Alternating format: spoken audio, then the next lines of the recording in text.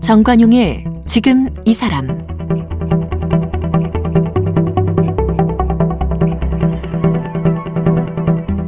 여러분 안녕하십니까? 정관용입니다. 행운, 운명, 기운 이런 단어에 들어있는 운 정말 존재하는 걸까요? 누구나 좋은 운이 따르기를 원하죠. 아무리 노력해도 운이 있어야 시험도 잘 볼 수 있고 승진도 할 수 있고 돈도 벌 수 있다고 생각들 합니다. 그러면 그 운은 도대체 누가 만드는 걸까? 어디서 오는 걸까요? 아마 올해는 코로나19 때문에 일이 잘 안 풀린 분들이 많아서 여기저기 철학관 다니며 운명을 점쳐본 분들도 꽤 계실 것 같은데, 운이라고 하는 건 남이 만들어주는 것도 또 하늘이 주는 것도 아니라 내가 만들어가는 거라는 걸 혹시 아시나요? 이 건축가인 박성준 씨, 이 명리학을 공부하면서 오랫동안 풍수 인테리어를 현장에 적용해 왔다는데, 진정한 운이란 오늘의 내 생각 그리고 내 행동, 내 선택이 쌓여서 만들어진다, 이런 주장을 펴니다. 최근 운의 힘이라고 하는 책도 펴낸 건축가 박성준 씨를 만나보겠습니다. 어서 오십시오. 네, 안녕하세요. 반갑습니다. 박성준입니다. 건축학과 졸업하셨죠? 네네, 건축 전공했습니다. 명리학하고 무슨 관련이 있어요?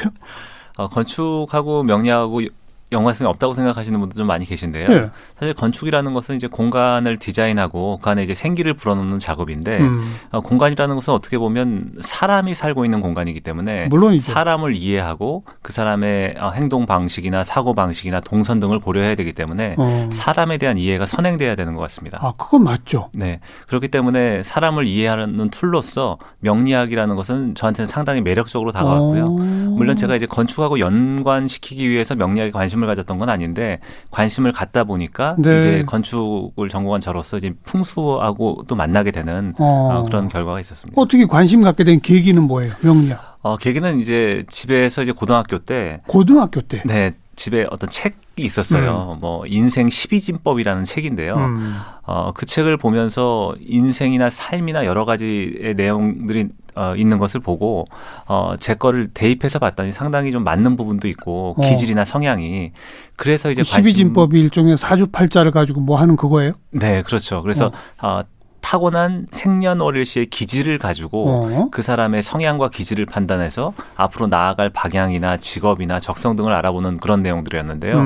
그것들이 저한테는 이제 어린 나이지만 상당히 좀 강하게 매력적으로 좀 들어왔고, 그러면서 이제 대학교 가면서 본격적으로 공부도 하고 실제로 이제 상담도 하게 됐습니다. 건축학 다니면서 네. 명리학 공부를 하고 네. 상담도 했다고요? 그렇죠. 대학교 다닐 때 실제로 친구들 사주팔자 봐주는 걸 하셨다고? 네, 그래서 저는 이제 건축을 전공했는데 그 옆에 이제 그 미술 대학이 있었는데, 네. 그쪽에서도 건축과에 좀 특이한 친구가 있다, 뭐 이렇게 소문이 날 만큼 다양하게 뭐 사람들 친구들이나 이제 선후배들 사주도 봐주면서 그때부터 관심도 가지고 실제로도 대학교 때부터 이제 일도 했었습니다. 일까지. 네. 그 말은 무슨 말이야? 돈 받고 사주팔자 봐줬다. 네, 제가 그때 이제 한참 뭐 사주 카페라는 것들이 이제 초창기에 이제 한참 이제 흥했었는데요. 그때 이제 짬짬이 짬을 내서 상담도 하고 상담을 하면서 사람도 많이 만나고 그랬었죠. 네. 앞에 처음에는 이제 건축이라고 하는 게 공간을 디자인해서 그 안에 사는 사람이 편안하게 행복하게 할 수 있도록, 그래서 사람을 먼저 이해해야 한다. 네. 여기까지는 대부분의 건축가가 하는 얘기입니다. 네. 그래서 사람을 이해하기 위해서는 뭐 철학 공부도 필요하고 심리학 공부도 필요하고 인문학적 저게 중요합니다. 이런 얘기까지 또 많이 합니다. 네. 대화하는 법을 가르치기도 하고. 근데 명리학 얘기하는 사람은 처음 봤어요. 어떻게 명리학이라는 게 가만히 보면 뭐 인간이나 세상이나 사람 돌아가는 세상에 대한 내용들을 이제 기반으로 하고 있다고 좀 생각이 들고요. 인생의 섭리나 자연의 섭리를 이해하는 방법으로도 충분하니까 이게 굳이 반드시 뭐 업으로 하지 않는다고 하더라도 사람들이 공부를 하고 자신의 마음을 이해하고 그리고 자기 자신을 이해하는 데 상당히 좋다고 생각이 드니까. 명리학이요? 네, 공부를 하셨으면 좋겠는 게 저는 그렇게 생각합니다. 운명이라는 것은 어떻게 보면 많은 사람들이 운명 결정론적으로 네. 이 사람은 부자가 된다거나 이 사람은 명예적으로 크게 성취한다 이렇게 얘기를 하지만 결국은 운이라는 것을 가만히 보면 자신의 태생적인 기질과 성향이 인생에서 여러 가지 사건과 선택을 하는데 반영이 되면서 예. 맥락적으로 일관되게 어떤 추세를 만들어 나가게 되는데 추세. 그것이 결국은 그 사람의 삶의 지향점이 되고 기준이 되는 것 같거든요. 그래서 저는 그 부분에 대해서 상당히 매력적으로 느꼈어요. 근데 이제 조금 잠깐 언급했습니다만 많은 분들이 이런 명리학에 대해서 강한 거부감을 갖는 근본 이유가 네. 어떻게 태어난 해, 년, 월, 일, 시 그게 같은 사람은 그러면 같은 기질이고 같은 성향이라는 게 말이 되느냐? 네. 이거 여기에 반발하지 않나요? 네, 그런 말씀들도 많이 하시는데 인생을 결정하는 것은 저는 여러 가지가 있다고 생각이 드는데요. 사주뿐만이 아니라 이제 관상의 영역도 있고요. 그리고 어디에 살고 어디에서 일하는지 풍수의 영역도 있고 그리고 누구를 만나느냐에 따라서 인생은 굉장히 달라지기 때문에 예. 운이 좋을 때는 좋은 인연이 들어오기도 하고 나쁜 인연이 끊어지기도 하고 운이 안 좋을 때는 이상한 사람들과 얽히면서 안 좋게 되는 경우도 있잖아요. 예. 그래서 궁합이라고 하는 부분 그리고 자신이 어떻게 인생을 진지하게 살아가는 부분들 여러 가지가 합쳐지면서 이제 인생을 만든다고 생각이 들기 때문에 사주가 같다고 하더라도 다를 수 있는 여지가 있고 그리고 사주가 같을 확률이 상대적으로 좀 적기도 합니다. 사주, 관상, 풍수, 궁합 네. 이 4요소예요? 네, 그렇게 말씀을 드리고 또 천지인이라고 나눠서 천이라고 하는 것은 시간을 달리 쓰는 것이 인생을 달라질 수 있다고 저는 말씀을 드리는데요. 예. 아인슈타인도 어제와 같은 오늘을 살면서 다른 내일을 꿈꾸는 것은 정신병 초기 증상이라고 할 만큼 자신의 시간을 관리하고 어떻게 쓰고 우선순위를 달리하는 것에 따라서 인생이 전 달라질 수 있다고 생각이 들고요. 와, 그 듣고 보니 명언이네요. 어제와 똑같은 오늘을 살면서 네. 오늘과 다른 내일을 생각하는 건 꿈꾸는 것. 정신병 초기다. 네. 그러네요. 어제랑 좀 다르게 살아야 내일이 달라지는 거죠. 그게 좀 어렵긴 하지만 그 부분이 있는 것 같고 그리고 지라는 것은 이제 풍수적인 건데요. 공간을 어떻게 만들고 제가 공간에서 가장 중요하게 생각하는 것은 치우고 없애고 비우는 건데요. 예. 치우고 없앤다는 것은 무질서가 사라지고 홀가분해지고 단순해지는 것 같은데 그렇죠. 단순하다는 것은 결국은 어떻게 보면 명확하고 강력하기 때문에 불안감이 없어지게 되고 본질에 가장 가깝게 다가갈 수 있는 것 같습니다. 그래서 우리는 많은 잉여와 과잉 속에서 살고 있지만 정리정돈을 하고 버리고 비우는 것을 통해서 네. 인생이 달라질 수 있을 것 같습니다. 공간 디자인이에요, 그게. 네. 시간 디자인, 공간 디자인. 네, 그리고 천지, 그다음 이는 뭐예요? 이는 이제 사람이라고 얘기할 수 있는 건데요. 그렇어요. 사람은 우리가 이제 다양한 사람들과 같이 살아가고 있지만 가장 중요한 것은 자기 자신을 잘 아는 게 중요한 것 같습니다. 그런데 어떻게 보면 나 자신을 잘 알고 있다고 생각하지만 가장 소외되어 있는 사람이 나인 것도 같고요. 예전에 이제 초등학교 때 보면 기준을 잡잖아요. 체육 시간에. 그 기준이라는 것은 삶의 어떤 선택을 할 때의 기준점이 되기 때문에 중요한 것 같은데 예. 사람마다 태생적인 기질이 다 있잖아요. 그러니까 제가 여기서 명리학에서 얘기하는 건 10가지 기질인데요. 여기 들으시는 분들도 한 10가지 기질 중에 내가 어떤 건 있고 없느냐를 한번 체크해 보시면 좋을 것 같은데요. 예. 어떤 게 있냐면 첫 번째는 자존심이 있습니다. 그리고 두 번째는 승부욕이 있어요. 경쟁의식이죠. 남한테 지고 싶지 않은 마음이고요. 예. 그리고 세 번째는 뭔가 몰두하고 파고들고 그런 어떤 전문가적인 연구원 같은 그런 기질이 있고요. 그건 집중력 이런 거랑 비슷하나요? 네, 집중력이죠. 내가 관심 분야를 이제 파고드는 성향이기 때문에 예. 기자분들도 이런 성향을 가지신 분들도 많거든요. 예. 그리고 또 하나의 성향은 약간의 영업적인 능력이 있다거나 영업. 사람들에게 비위를 맞추거나 아부를 할 수 있다거나 기분 좋게 할 수 있는 성향인 거죠. 서비스할 수 있는 성향, 융통성이 있고 자신의 감정을 잘 표현하는 성향도 있고요. 예. 그리고 다섯 번째는 뭔가 디자인하고 구성하고 기획하는 성향도 좀 있습니다. 그리고 여섯 번째는 굉장히 꼼꼼하고 치밀하기 때문에 돈에 대해서도 안정적인 것을 좋아하고 리스크 없는 것을 싫어하는 성향도 있을 수 있고요. 그리고 일곱 번째는 정이 많다거나 생각이 많다거나 느낌과 직감이 많이 발달한 것. 네. 그리고 아홉 번째는 약간 의심을 한다거나 어떤 새로운 것들이 왔을 때 곰곰하게 생각하는 성향. 비판적 능력. 비판적인 능력이 될 수도 있겠죠. 그렇죠. 네. 그리고 나머지 아홉 번째는 명예욕이라고 해서 흔히 이제 공무원이나 선생님들의 어떤 성향을 얘기할 때 많이 하는데 예. 합리적인 것을 굉장히 중요하게 생각하고 칭찬을 좋아하고 남에게 인정받는 것을 좋아하는 성향이기 때문에 네. 명성이나 권위나 위상 같은 것을 중요하게 하는 성향이고요. 마지막으로 열 번째는 참고 견디고 버티고 배려하는 성향입니다. 인내력. 네, 의협심도 이에 해당한다고 볼 수 있고 흔히 얘기하는 법에 종사하시는 분들이나 세상 의협심을 가지고 세상을 바꾸려고 하는 분들이 가지고 있는 성향도 이제 이 성향이라고 얘기할 수 있는데 요 10가지 기질. 네, 이 기질이 태어난 생년월일시에 따라서 어떤 분은 어떤 요소를 가지고 있고요. 또 없는 요소도 있고 어떤 게 있다면 많다면 그 성향이 굉장히 강해지는 거거든요. 그래서 이런 것들을 통해서 그 사람의 어떤 인생의 맥락이 잡히는 것 같은데요. 네, 네. 이를테면 이제 공무원분들 같은 경우 가만히 보면 그분들은 안정적인 삶을 굉장히 좋아하기 때문에 월급이 따박따박 들어오는 생활 그리고 은퇴 후에 연금을 받아서 계획적으로 살 수 있는 삶을 지향하거든요. 그런 걸 좋아하고. 네, 그런 분들은 그런 이제 거 안 좋아하면 못 견딘다고 또 하잖아요. 네, 그렇죠. 그래서 만약에 호기심이 굉장히 많다거나 큰 돈에 대한 욕구가 강한 분들은 답답하기 때문에 예. 있을 수가 없는 거죠. 예. 그러면서 명예 욕구도 강하다면 이제 공무원이나 어떤 선생님, 뭐 교수 이런 분들이 맞을 수 있는 거죠. 그러니까 이런 자기 기질을 우선 자기 스스로를 잘 알아야 된다. 네. 그리고 상대방과 그걸 또 맞춰 나가야 된다. 그런 게 천지인의 인인가요? 그렇죠. 다른 사람을 이해하는데도 좀 도움이 된다는 건데요. 어떻게 보면 자신의 기준을 가지고 다른 사람들을 판단하기 때문에 그 사람의 다름을 인정하기 어려운 부분들이 생기는 것 같은데요. 제가 생각하는 이제 긍정한다는 것은 굉장히 밝은 면만을 바라보는 것을 의미하는 것이 아니라 인정하고 받아들이고 수용하는 것이 좀 중요하다고 생각이 들거든요. 네. 나를 인정하고 다른 사람의 다름을 보려면 그 사람의 어떤 성향을 이해할 수 있어야 되는데 그런 면에서 봤을 때도 명리학이라는 것은 도움이 되는 툴이다. 네, 그렇게 생각합니다. 사주, 관상, 풍수, 궁합, 또 천지인, 시간, 공간, 자기에 대한 이해, 타인에 대한 이해. 네, 맞습니다. 이런 것들로 구성된 네. 이걸 가지고 풍수 인테리어를 하신다고? 네, 풍수 인테리어. 그건 뭐예요? 풍수 인테리어는. 네, 이제 풍수라는 것은 예전에 얘기하면 이제 배산임수라고 해서 뒤에 산이 있고 명당 자리가 어떻고 네, 뭐 물이 하는 거. 환포하는 그런 자리들을 얘기하는 건데요. 예전에는 이제 산과 뭐 물의 관계를 주로 봤지만 현대 풍수에서는 도로를 물로 보고 건물을 산으로 보거든요. 도로가 물이고 건물이 산이다. 네. 그렇다네요. 네, 그래서 그 관계를 따지게 되는데요. 뭐 사옥을 보거나 회장님 집무실을 보게 될 때도 굉장히 안정적인 자리가 중요하다고 얘기할 수 있는데 만약에 이 스튜디오 안이라고 본다면 이 문을 열었을 때 그 대각선 안쪽에 계신 그 위치가 안정감을 가질 수 있는 위치이기도 하거든요. 사회자가 앉아 있는 요 네, 위치. 네. 그렇죠. 저는 이제 등지고 있는 위치고 좀 약간 불안한 위치라면 안정적이면서 모든 것을 이제 둘러볼 수 있는 자리이기 때문에 편안한 자리가 되는 거거든요. 그럼 저희가 지금 출연자분들을 다 불안한 위치에 앉혀놓고 있는 건가요?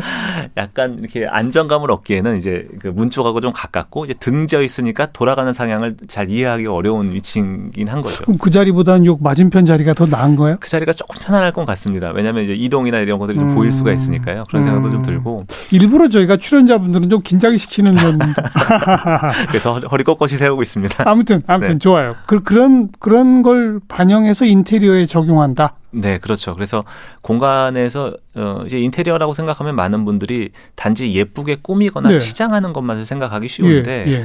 그렇기 때문에 뭐 신혼부부 분들이나 젊은 분들이 집을 꾸민다고 생각하면 뭐 카페에서 봤다거나 뭐 박물관에서 봤다거나 밖에서 본 모든 예쁜 요소들을 집에 다 모아놓으려고 하거든요. 그러죠. 그러다가 이제 엉망진창이 되는 경우가 많은 것 같은데요. 그러기보다는 집이라는 것은 가끔 먹는 파스타나 피자가 되어서는 안 되고 밥 한 그릇과 국이 돼야 된다고 생각을 하거든요. 매일 먹는 거? 네, 항상 편안하고 안정감을 느끼고 집이라는 것은 물리적인 공간인 하우스를 넘어서서 따뜻하고 정감이 있는 가족들이 쉴 수 있는 홈이 돼야 된다고 저는 생각하기 그렇죠. 때문에 그 안에서 단지 코끼리상을 입구에 놓으면 부자가 된다는 그런 단편적인 논리가 아니라 전체적인 균형과 조화를 만들어가면서 인테리어를 하는 게 중요하다고 생각합니다. 그러면서도 사람에게 운을 따르게 하는 인테리어가 따로 있어요? 결국 그 운이라는 것도 동양 철학에서는 서양에서는 어떤 문제가 생기면 그 문제 해결에 집중한다면 동양 철학에서는 전체적인 균형과 조화 밸런스를 맞춰서 그 문제를 해결하려고 접근을 하기 때문에 풍수라는 것도 결국은 그 집 안에서 입지의 선택도 중요하지만 그 안에서 균형과 조화가 있게 하고 어떤 특정 가구나 물건들에 의해서 잡다한 공간이 되지 않게 정리정돈을 하는 것부터 시작한다고 볼 수 있는 거죠. 정리정돈? 네. 정리정돈이 운을 만든다? 네, 그러니까 이거 중간 단계가 많이 생략된 것도 같은데? 네, 일단 저는 그렇게 생각합니다. 연결이 되나요? 풍수의 시작은 쓰지 않는 물건을 버리고 남은 물건의 정리정돈을 잘하면서 채광과 환기, 통풍이 잘 되는 환경을 만들고 유지하는 것부터 시작한다고 생각합니다. 그게 어떻게 운을 가져오죠? 왜냐하면 정갈하게 정리된 공간 안에서는 아까도 말씀드렸지만 단순해진다는 것은 본질에 가장 가까워지기 때문에 네. 그 공간이 난잡하게 된다거나 시선을 빼앗기지 않아서 자신이 일을 하거나 사람들과 소통하는 관계에 나쁜 영향을 미치지 않는다는 거죠. 네. 그러니까 결국 사람이 집을 짓지만 집이 사람을 만든다는 얘기도 있는 것처럼 공간과 사람 사이에는 끊임없이 어떤 기운을 주고받는 것 같습니다. 기운을 주고받는다. 네. 근데 정리정돈이 안 돼 있으면 사람의 기운을 뺏기는 거로군요. 그렇죠. 쓸데없는 곳에 지치게 만들 수 있는 요소를 집에 갖게 되는 거죠. 근데 그 성격적으로 보면 네. 사람들 사무실에서 책상 쓰는 걸 봐도 알아요. 네. 누구는 일주일만 지나면 책상이 그냥 산더미 같이 써가지고 뭐 너무 틈을 찾을 수가 없는 그런 사람이 있잖아요. 네. 그런 사람 운이 없겠네요, 그러면. 뭐 성격 나름이라고도 볼 수 있지만 같은 조건이라고 본다면 조금 정리하고 이런 것이 그렇죠. 굉장히 중요한 것이 그렇죠. 회사에서도 보면 평균적으로 30분 이상을 어떤 물건을 찾는 데 시간을 쓴다고 해요. 그러니까 집에서도 사실 마찬가지거든요. 맞아요. 세일한다고 잔뜩 사놓고 붙박이장이나 뭐 수납장에 넣어놓지만 예. 결국은 못 찾게 되고 나중에 유통기한이 지난 것을 발견하게 되는 경우도 종종 맞아요. 있는 것처럼 정리하고 비우고 내가 아는 정도의 물건만을 가지고 있는 것은 굉장히 좀 중요한 것 같습니다. 저는 뭐 책상을 써도 거의 어지르질 않습니다. 아, 그러세요? 아예. 네. 또 물건을 별로 사지도 않아요. 저는 그런 분들의 삶이 되게 좋고 저도 이제 그렇게 지향을 하려고 하는데 네. 사실 물건이라는 것은 잠시 왔을 때 잠깐 설레이긴 하지만 인생을 살다 보면 그리고 어려운 일들을 겪다 보면 그렇게 물건이 많이 필요하지 않다는 걸 느끼게 되는 것 같아요. 왜냐하면 이미 너무 풍요로운 세상에 살고 있기 때문에 네. 가장 단순하게 해서 자신의 본질에 집중하고 자신이 하고자 하는 일에 집중하거나 관계에 집중하는 것이 훨씬 더 좀 좋다고 생각합니다. 뭐 여기까지는 전 괜찮네요. 그죠? 네. 지금 근데 이 방송 들으시는 많은 분들은 그래 정리정돈해서 온전히 나의 기운을 내가 집중할 수 있게 이거 네. 좋은 말이다. 네. 그럼 당장 가서 뭐 버려야 되겠다. 네. 근데 못 버리시는 분들 많잖아요. 못 버리시는 분도 계시죠. 그분들 버리는 방법도 있나요? 버리는 집의 짐들을 여러 가지 보면 뭐 책이나 옷이나 뭐 소품들이 많은 것 같아요. 그래서 책이라는 것은 사실 읽는데 더 중요하기 때문에 책장은 사실 책이 놓여져 있지만 1년에 한 번도 꺼내지 않는 경우도 많잖아요. 많죠. 그렇기 때문에 읽은 책을 어디에 판다거나 아니면 주변에 준다거나 이렇게 해서 최대한 좀 정리하시면 좋을 것 같고요. 그리고 주변을 둘러봤을 때 설레이지 않은 물건들 그리고 딱 봤을 때 뭔가 기분이 나쁜다거나 아니면 예전에 안 좋은 추억이 묻어있던 물건들부터 정리하시는 것들이 좋을 것 같습니다. 그리고 그 여자분들은 흔히들 예전 옷들도 많이 가지고 계시는데요. 내가 몸무게가 줄면 저 옷을 반드시 입을 거야라는 어떤 의지도 좀 가지고 계신 것 같아요. 근데 사실 제가 아무리 생각해봐도 저 때 사이즈로 돌아간다면 분명히 기꺼이 돈을 내고 좋은 옷을 사실 것 같거든요. 그러니까 일단 좀 버리고 정리하고 비운다면 홀가분해지고 마음의 치유도 좀 되는 것 같습니다. 내가 저 몸매로 돌아가면 입을 거야라는 건 다 착각이네요. 그렇죠. 절대 입지 않아요. 돌아가기도 힘들지만 돌아간다면 기꺼이 돈을 내고 요즘에 유행하는 옷을 사실 거예요. 그러니까 둘 필요가 없다고 생각합니다. 네, 공간의 정리정돈 배워봤고요. 네. 시간 관리 아까 우리 저 천지인의 천자의 앞에 있는 거긴 하지만 네. 뭔가 좀 새롭게 자기를 변화시킨다는 건 어떻게 하면 되는 겁니까? 새롭게 변화시킨다는 것은 이제 다른 미래를 산다는 건데요. 다른 미래를 살려면 용기가 필요한데 용기라는 것은 뭐 두려워하지 않는 것이 아니라 두렵지만 뭔가 해보려고 변화를 모색하는 거라고 생각이 들거든요. 그러니까 이제껏 살아왔던 삶과 다른 삶을 원한다면 이제껏 내가 해왔던 것들의 패턴을 좀 바꿔볼 필요가 있는 거죠. 연애를 할 때도 이때 만나서 싸우게 되면 내가 먼저 전화를 한다거나 뭐 관계에서 내가 목을 맸다면 때로는 가만히 기다려도 보는 어떤 변화를 가져야 된다고 생각이 들기 때문에 시간 관리는 일에서건 관계에서건 자신이 원하는 그러니까 굉장히 급하지만 아무런 의미와 가치가 없는 일로 하루를 보내기보다는 자기만의 온전한 시간을 갖고 우선순위를 두면서 그것들이 누적돼 나갈 때 본인의 삶이 좀 달라질 수 있다고 생각이 들어요. 근데 표현하신 것처럼 용기를 내기가 어렵잖아요. 어렵죠. 변화에 대한 용기를 내기가 어렵습니다. 그랬어요. 그렇기 때문에 이것을 급격하게 바꾸려고 하면 어렵지만 조금씩 변화를 가지고 움직여보는 것이 좀 중요하다고 생각이 드는 거죠. 그리고 관상도 좋아야 한다 이런 얘기 하잖아요. 네. 근데 그거는 태어나면서부터 거의 얼굴은 정해져 있잖아요. 네, 얼굴은 좀 정해져 있죠. 골상이라는 것은 정해져 그러니까요. 있는데 이제 관상이라는 것은 흔히 얘기할 때 이제 얼굴의 상만을 가지고 얘기하는 경우도 있지만 골상은 타고난 거지만 그리고 얼굴의 눈, 코, 입, 귀의 생김새는 어느 정도 정해져 있지만 그것의 조화나 표정에 따라서 달라지는 얼굴의 이제 모습들은 조금씩 달라지게 되거든요. 표정은 변하죠. 네. 그렇기 때문에 얼굴의 찰색이라고 하는 그 사람의 얼굴의 색을 보고 현재의 상태나 가까운 미래 상태를 가늠해 보기도 하거든요.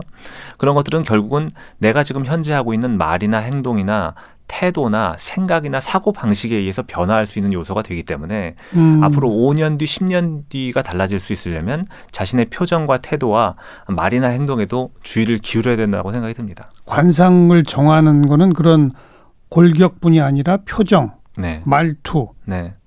또 태도. 행동, 태도 네. 다 들어가는 거예요? 그렇죠. 왜냐하면 일반적으로 관상이라는 것은 얼굴의 상만을 얘기해서 얼굴의 골상 그리고 눈, 코, 입, 귀의 생김새 그리고 그것의 조화 얼굴의 색깔인 찰색 그리고 직감적으로 봤을 때 맑다 깨끗하다 독하다 선하라고 얘기하는 첫인상도 굉장히 중요하지만 그 사람의 목소리나 걸음걸이나 이런 것들도 체상과 함께 몸의 상과 함께 굉장히 중요하게 보기 때문에 그 사람의 전반적인 것을 같이 보는 게 관상의 영역이라고 볼 수 있습니다. 그리고 그게 자꾸 표정이나 말투를 변화시키다 보면 얼굴 생김도 좀 달라진다고 하더라고요. 달라지는 것 같아요. 그래서 그런 얘기 하더라고요. 네, 어릴 때 모습과 달리 40이나 50이 넘어갈 때쯤 되면 그 사람이 그 줄곧 짓고 있는 표정에 의해서 기본 표정도 생기게 되는 것 같고요. 글쎄요. 그렇기 때문에 자기가 책임져야 될 관상의 영역이 생기는 것 같습니다. 그 참 얼굴 잘 늙었다 뭐 이런 표현이 있잖아요. 네, 곱게 늙는 게 제일 좋은 것 같습니다. 그렇게 얘기 들으려면 네.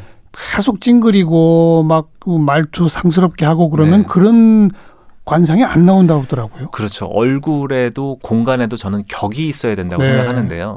격이라는 것은 타고난 것에 의해서 만들어지는 부분도 물론 있지만 그 사람이 어떤 것에 시간을 쓰고 어떤 공간에서 어떻게 살아왔느냐가 얼굴에 고스란히 반영되는 것 같습니다. 그렇죠. 네. 결국 오늘 그 명리학을 관심 갖고 있는 건축가한테 얘기를 들어보니까 결정된 건 아무것도 없는데요. 다 하기 나름이라는 얘기 아니에요? 물론 명리학에서 얘기하는 부분은 노력해야 되는 부분도 있고 노력하지 않아야 되는 부분도 있는데요. 제가 초반에 말씀드린 태생적인 기질과 성향으로 그 사람이 만들어가는 인생의 방향이라는 것이 일단 있고요. 그리고 또 하나는 이제 운의 환경이라는 것이 있는데요. 운의 환경? 네. 그러니까 10년 대운이라고 해서 이 사람이 지금 포장도로를 달리고 있느냐 비포장도로를 달리고 있느냐 또는 이제 포장도로라고 한다면 고속도로처럼 신호가 없는 곳을 달리느냐 아니면 도심처럼 신호 때문에 가끔씩 서야 하는 곳을 달리느냐 이런 것들을 얘기해 볼 수가 있고요. 그런 10년 단위에 그건 좀 규정도 있어요? 그거는 60갑자로 이제 돌아가는 거죠. 태생적으로 정해진 부분이 있는 거고 그리고 올해는 경자년, 내년엔 신축년 이런 것처럼 60갑자로 돌아가는 그 기운 속에서 매년의 운은 그 포장도로와 비포장도로 안에서 정체가 있는 구간을 달리는지 없는 구간인지 잔사고가 있는지 없는지를 체크해 볼 수 있는 부분도 분명히 있는 것 같습니다. 그러니까 명리학 공부는 타고난 기질, 10년 대운, 1년 운을 측정해 보는 데는 도움이 된다. 그렇죠. 그렇게 보는 거고. 그래서 거기에 갇혀 있다는 의미는 아니고. 그렇죠. 전체적인 환경이 있는 거지만 그러니까 밥그릇과 국그릇과 반찬그릇이라는 그릇은 어느 정도 좀 정해져 있지만 그 안에 어떤 밥과 반찬과 국을 얼마나 많이 맛있게 하는 거는 본인의 노력에 따라서 달라질 수 있는 부분도 충분히 있다고 봅니다. 흔히 무슨 삼재가 꼈다 뭐 어쩌고 하는 거 있잖아요. 네. 그건 뭐예요? 삼재가 꼈다는 것은 자신의 태어난 띠를 가지고 매년에 이제 띠가 바뀌잖아요. 올해는 쥐띠, 내년 소띠 이렇게 되는데 그게 뭐 충이 나거나 뭐 살이 끼거나 이럴 때를 얘기하는 건데 저는 삼재에 대해서는 그렇게 동의하기가 어려운 게요. 같은 띠라고 하더라도 태어난 생년월일시에 따라 만들어진 음양오행의 조화가 더 중요한 거거든요. 그렇기 때문에 띠만 가지고 얘기하기는 어려울 것 같아요. 그래서 만약에 어떤 사람이 여름에 나무로 태어났는데 목마른 나무로 태어났다면 운에서 물의 기운이 들어올 때 운이 좋게 되는 거고요. 여름에 태어난 목마른 나무가 만약에 뜨거운 햇볕이 화의 기운이 들어온다고 한다면 운이 좀 약한 거다. 이렇게도 얘기해 볼 수가 있는 거죠. 마지막 말은 들어도 잘 이해가 안 됩니다. 그러면 조금 이렇게 말씀드리면 아니 너무 들어가면 또 안 됩니다. 이거는 이제 빵으로 좀 말씀드리려고 하는데 말해보세요. 이를테면 어떤 사람은 굉장히 배부르게 태어나요. 그러니까 운이 좋다는 것은 배의 상태로 본다면 적당한 포만감이 있는 게 운이 좋은 거거든요. 네. 너무 배부른 것도 운이 나쁜 거고 네. 너무 배고프거나 허기진 것도 운이 나쁜 건데요. 어떤 사람이 굉장히 배부르게 태어났다면 운에서 산보가 온다면 좋은 운인 거예요. 산보가 온다는 것은 적당한 포만감으로 가기 위한 거잖아요. 근데 너무 배부르게 태어났는데 빵이나 밥이 오는 상황이라면 안 좋은 거죠. 과식하게 되는 거죠. 네. 그렇기 때문에 너무 과하거나 부족하지 않은 중화된 상태를 운이 좋은 상태라고 얘기합니다. 네. 역시 어렵네요. 마지막에 가니까.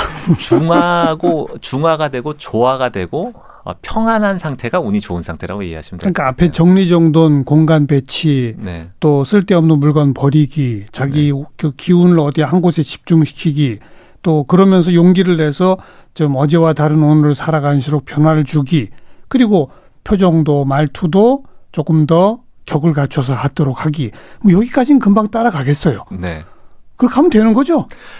그런데 지금 제가 말씀드린 거를 쭉 정리하시는 거를 보니까 네. 명확하게 다 기억해서 정리하시는 걸 보니까 예. 제가 보기에는 이제 그 선생님께서는 어떤 그 명리학적 요소가 좀 딱 들어가 있을 것 같아요. 뭐예요? 참고 견디고 버티고 잘 기억을 하고 어떤 약간의 의협심을 가져서 강자에겐 강하고 약자에겐 약하다거나 약간 이런 기질도 있지 않을까라는 생각도 좀 해봅니다. 이런 것들이 또 어떻게 보면 명리학을 배우는 재미인 것도 같고요. 풍수 인테리어 전문가. 네. 대한민국에 한 분밖에 없잖아요, 혹시? 풍수를 이제 보시는 분들은 좀 있는데 이것을 실제로 건축을 할 때 뭐 설계에 반영을 한다거나 실제로 집을 짓고 이제 시공을 할 때 반영하는 분들은 많지는 않은 것 같지만 그렇죠. 실제로 이런 쪽에 관심은 많이 있으셔서 이제 단지 예쁘게 꾸미는 인테리어에 조금 질리고 그렇죠. 이유가 있는 인테리어가 돼야 된다. 디자인이 돼야 된다는 생각에 좀 공감을 많이 해주시는 것 같습니다. 근데 그게 소위 뭐 명당짜리 찾는 식의 그런 것이 아니라 네. 사람의 삶과 어우러지는 조화된 인테리어. 그렇죠. 이거로군요. 네. 그게 가장 중요한 것 같습니다. 오늘 저도 집에 가서 우리 집 공간 배치가 이게 저랑 조화가 되고 있는지 네. 쓸데없는 물건 혹시 없는지 네. 한번 좀 살펴보도록 하겠습니다. 네. 풍수 인테리어 전문가 건축가 박성준 씨 오늘 함께 만났습니다. 고맙습니다. 감사합니다.